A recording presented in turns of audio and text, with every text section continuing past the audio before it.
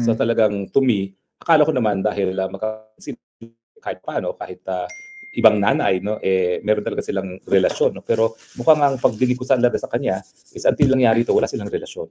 At nagkaroon lang talaga ng baby sister nung nangyari ito at kailangan nila magkaisa para sa kanyang ama.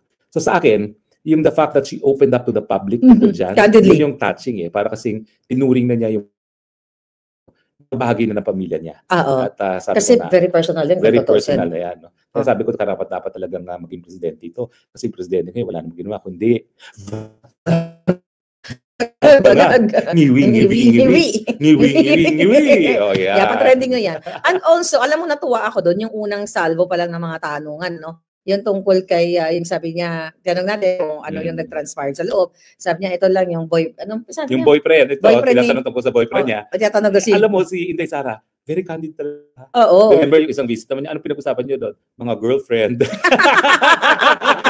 Ngayon naman, boyfriend ni Kitty. Which is, alam mo yun, nakakatawa. Tapos medyo nag-blush talaga si Kitty. Siguro na nagulat bata. Kasi naman, sa ganda naman niya, talaga naman magiging protective father ako kung ako tatay ni Kitty. Huwag kayong magkakamali. Oo. So, diba? Yun. At talagang at least araw-araw, and every time na magpunta si Vice President doon, talagang hindi niya nakakalimutan na mag-spend ng time sa mga Filipino na bumibisita doon. Yun ang pinakamaganda sa kanya. Talagang kahit na nagmamadali na siya, may meeting na pansin kanina. May meeting siya ng 4:30. Oo, 5 na yun Pinagbigyan pa talaga niya. So, ano yung tinanong mo kanina na wala ako sa ano? May tinanong ka kanina sa kanya. Sa amin na muna yun. Tsaka na tayo magkakaroon ng No, public yun. Ang public yun during the live. Yung dalawang lalaki, bibisita. Kasi, sabi ko, yung dalawang babae, nagpapalitan. So, ang sabi naman ni Kitty, mag-ano sila, magre-reviewhan. Kasi hindi po pwede na narito si Presidente sa dahig na walang next of kin, no? At dahil nga single ngayon ang ating presidente, no? Dahil single. Single, dissolved yung marriage niya kay Ma'am Elizabeth at wala naman siya ibang pinakasalan. Ang talagang next of kin niya ay mga anak. Mga anak, no? Bagamat dito naman sa Netherlands, nirecognize din yung domestic partnership, no? Pero importante na hindi magkakaroon ng pagkakataon na walang anak kasama dito si PRRD. So dapat may isa sa kanya. Nandiyan si Veronica ngayon, pwede na siyang bumalik at makipag-upakan naman dyan sa mga walang yung mga congressman na yan, no? Na isang impeach, no? Yeah. So, kaya sabi ko, alam mo ma'am, nung usap kami after a while, talaga ayaw makadagdag sa iyong mga problema dahil alam ko, dumaan ako sa mga pagsubok, pero yung mga pagsubok ko baliwala sa pagsubok mo. Mantakin mo, merong impeachment, merong disbarment na apat-apat, merong incitement to sedition, no? Pati yung asawa niya, kakasuhan, yung kapatid niya, kakasuhan, at ngayon yung tatay niya nasa kulungan. Ang dami-dami niyang ayusin bago pa umalis dahil siya talaga ang inaasahan ni PRRD na mag-ayos ng kanyang buhay, no? In fact, ang sinasabi niya, habang nandyan si Inday Sara ang bahala sa akin. So, ganun talaga yung matinding tiwala ni PRD kay Inday Sara. Sabi ko, I cannot put myself in your shoes. Masyadong dami mo ng responsibilidad. Alam mo, lumiti na lang siya. O nga, madami, pero alam mo, kakayanin.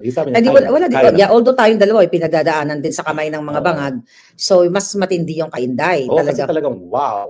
Impeachment, apat na criminal cases, kaso sa kapatid, kaso sa asawa. Kasi, diba? Gusto talaga nila i-eliminate ang mga Duterte. Hindi sila titigil. Tigilan mga kababayan. Kaya rin kayo tumigil dapat. Kaya ako, inaasahan ko talagang tuloy-tuloy silang pupulbusin din ako. No? Pero it is my honor na ako Duterte. At talagang hindi po ako bibitiw. Ngayon pa ba ako bibitiw? Alam ko naman kung anong katotohanan. No? So it is an honor. So kahit ano bang gawin nila, I make no regrets. I have no regrets na ganito po kung Duterte dahil ako sigurado mas malaking kabutihan ang ginawa at ni Duterte sa Pilipinas administrasyon ngayon. Yeah, kaya talagang dapat hindi rin tayo tumigil, no, sa pag-support talaga sa pamilyang Duterte. So, ayun lang, yung mga questions kanina, it's more on talaga, no, yung very honest, yung mga sagot ni Inday Sara. At syempre, hope pa rin natin, no, wish natin na mapauwi na nga yung Pangulong Duterte. So, kaon pa President Duterte kaysa sa atin. Hindi ko iwan dito. Pumasok kami dito para kasama ka, iwan mo kami. Alam mo, actually kanina nung nandoon ako, iniisip ko talaga, sabi ko, what if kaya akong mag-break ako ng something?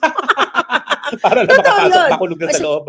As long as doon ako ikukulong sa loob. Paano pala ako? Hindi ka doon ililibing. Yun ang problema. Kasi Hilton of prisons yun Paano yun? Kung hindi ka mag-qualify doon. Ayun na nga. Kaya sabi ko, kaya mag-break ako ng something dito dyan, o pupunta ako or whatsoever, para lang magpakulong ako. Yan, tama ka. But for sure, hindi naman ako ikukulong doon. Kaya change. Oo nga, anyway, hindi na. Mahal ka namin, antayin ka na namin lumabas. Hindi ka kami papasok dyan. Hindi na kami papasok dyan. Pero di ba naisip mo ba?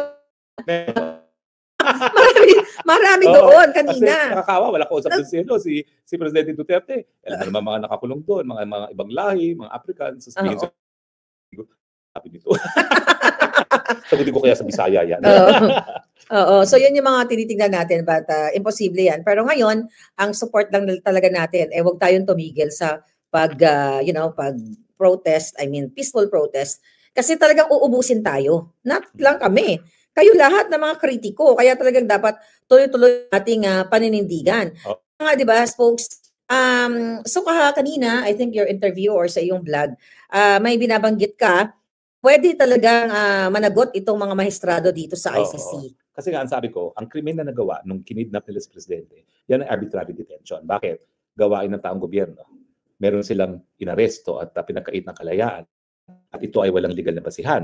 At lahat elementary yan, nandoon yan. Sila yung mga police, tore, presidente, mga members, at sila yung nagtitina. Talagang hindi nila presidente sa airport, dinala na sa Villamor. At syempre, ito ay walang legal na basihan kasi ngayon warrant of arrest, hindi pa naman humihingi ng pagtutulungan ang ICC sa... Sabi ko, kung itong mga bagay-bagay na ito ay nailabas na sa mga maestrado ng ICC at hindi pa rin magdeklara na walang jurisdiction, di kasama na sa kontrabahan ng arbitrary detention ng mga maestrado ng ICC. Yeah. Pero premature pa kasi ngayon, bibigyan pa ng sahaing ebidensya na talagang illegal yung pag-aaresto. So kapag sila ay talagang sasabihin na main pa, wala kami pakialam, mali namin kung paano siya na-aresto, ayun, magkakaroon silang pananagutan sang-ayon sa batas ng Pilipinas. Also for arbitrary detention. Kasi yung paghuli kay Presidente mismo, walang legal na basihan.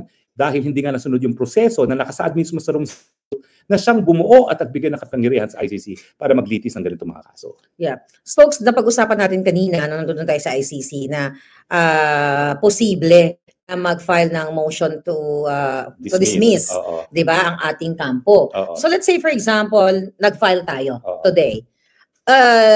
Usually, mga ilang days ba yan magtatakbo yung casting motion? Walang time frames, unlike sa ating hukuman na minay within 90 days, kailangan ma-resolve ang mga pending resolutions. Dapat tayo magkatay ng confirmation hearing sa Setyembre. Yeah. Kasi yung argumento na walang jurisdiction ng hukuman dahil sa illegal yung pamamaraan ng pag-aresto at saka wala naman talagang jurisdiction dahil bumitiw na tayo at nagsimula ang preliminary investigation sa ikalawang taon. Sabi ng Rome Statute, sa loob ng dapat ng isang taon lamang na magsisimula ng preliminary investigation, otherwise wala ng jurisdiction.